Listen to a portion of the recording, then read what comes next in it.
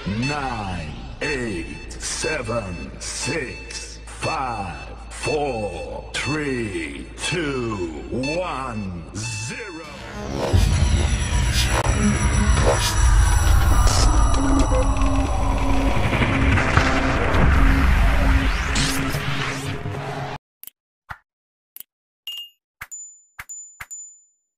Halo teman-teman semua, assalamualaikum warahmatullahi wabarakatuh. Di sini saya akan menyampaikan materi tentang metode Monte Carlo.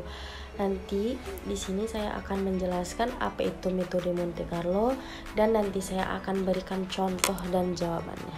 Disimak ya teman-teman.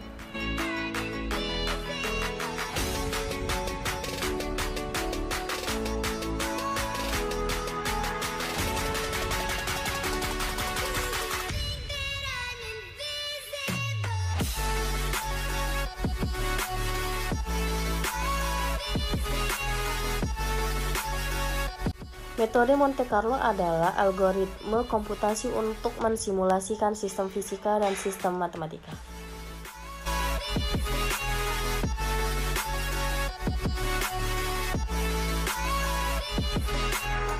Monte Carlo sangat penting dalam fisika komputasi dan bidang terapan lainnya dan memiliki aplikasi beragam mulai dari perhitungan kromodinamika, kuantum esoterik, hingga perancangan aerodinamika.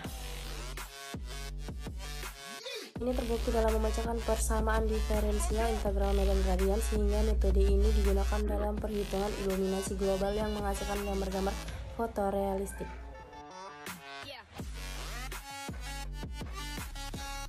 Metode Monte Carlo numerik yang digunakan untuk menemukan solusi problem matematis yang dapat terdiri dari banyak variabel yang susah dipecahkan, misalnya dengan kalkulus integral atau metode numerik lainnya. Selanjutnya ada algoritma ini memerlukan pengulangan atau repetisi dan perhitungan yang amat kompleks.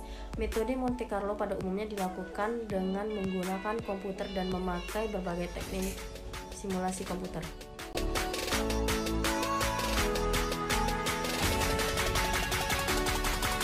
Selain dalam melakukan proses perhitungan untuk mendapatkan harga suatu variabel, kita dapat menggunakan pendekatan deterministik atau stokastik. Proses perhitungan deterministik menghasilkan keluaran atau output hanya satu, sedangkan proses perhitungan stokastik menghasilkan keluaran lebih dari satu atau banyak, yang kesemuanya mempunyai kemungkinan yang sama berdasarkan statistik ke set data yang diberikan.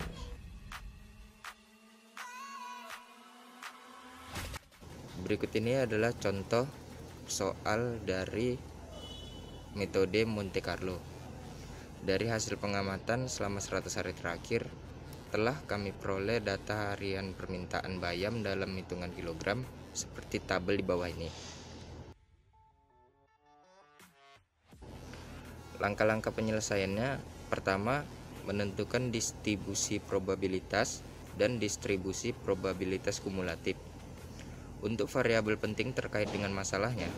Karena permintaan dan frekuensi sudah diketahui, maka distribusi probabilitas dapat ditentukan dengan cara membagi jumlah pengamatan dengan jumlah pengamatan total.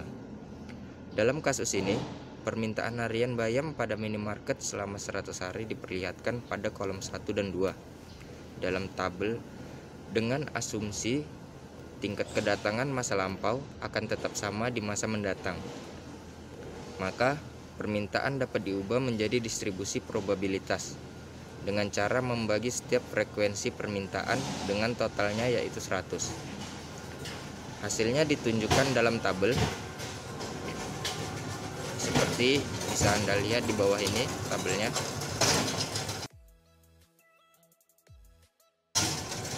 Kemudian langkah kedua, menentukan interval acak. Interval acak ditentukan dengan memperhatikan probabilitas. Dengan probabilitas sebesar 0,10, berarti terdapat probabilitas sebesar 10% bahwa permintaan bayam pada minimarket tersebut adalah 20 kg per hari. Apabila pada simulasi ini digunakan angka acak 2 digit berjumlah 100, angka acak mulai dari 01, 02, 0,03 sampai seterusnya. Maka untuk permintaan bayam sebesar 20 kilo dapat diberikan pada 10 angka acak pertama, yaitu angka 1 sampai 10. Jadi dalam memberikan angka acak pada permintaan harian sebesar 20 kg bayam, rentang interval angka acak adalah 1 sampai 10 berkaitan dengan probabilitas outputnya. Selanjutnya, permintaan harian 24 kg bayam memiliki probabilitas sebanyak 20%, yang berarti memiliki angka acak sebanyak 20 angka dengan interval angka acak dari 21 hingga 40. Demikian seterusnya. Untuk probabilitas lainnya, sehingga dengan cara yang sama dapat diperoleh interval angka acak yang ditunjukkan dalam tabel di bawah ini. Bisa kita lihat pada tabel berikut. Ini adalah contohnya. Kemudian langkah ketiga, melakukan percobaan model di atas dengan teknik simulasi Monte Carlo dengan terlebih dahulu mencari angka acak. Angka acak atau bilangan random dapat diperoleh dari sebuah tabel angka acak dengan mensimulasikan permintaan bayam pada minimarket. Dalam kasus ini selama 15 hari dan digunakan angka acak berikut: 66, 74, 90, 95, 29, 72, 17, 55, 15, 36, 80, 2, 86, 94, 59. Maka simulasi dapat dilakukan dengan hasil yang ditunjukkan pada tabel di bawah ini.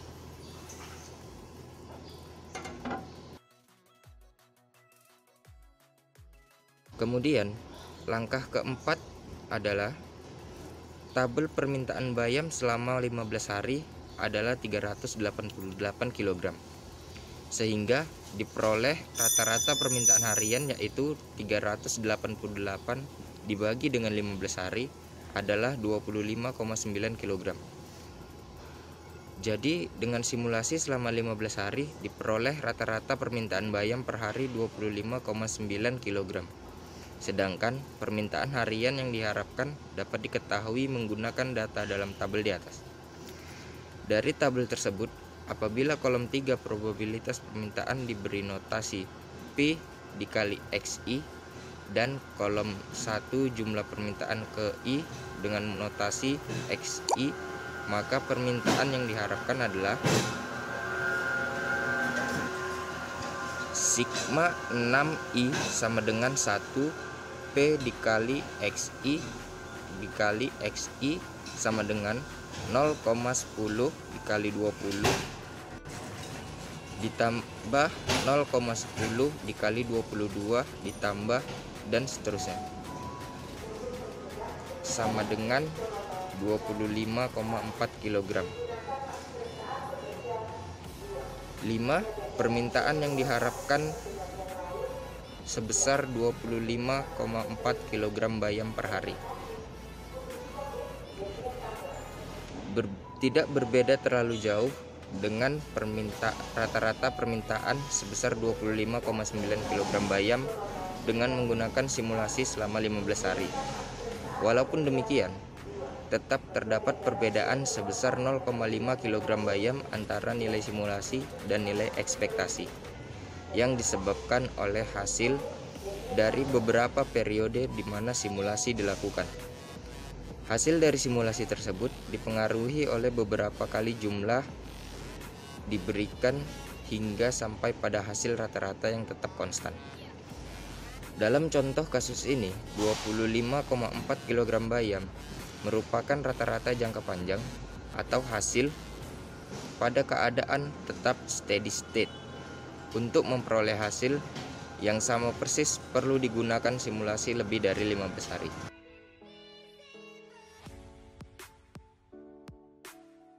Dengan demikian, dapat dinyatakan bahwa 15 percobaan dalam simulasi ini tidaklah cukup untuk menentukan rata-rata keadaan tetap. Dengan kata lain, Untuk mengambil kesimpulan secara cepat dengan hanya melakukan sebuah simulasi singkat adalah riskan. Mungkin itu saja contoh yang bisa saya sampaikan. Apabila ada yang salah, kami mohon maaf. Terima kasih. Assalamualaikum warahmatullahi wabarakatuh.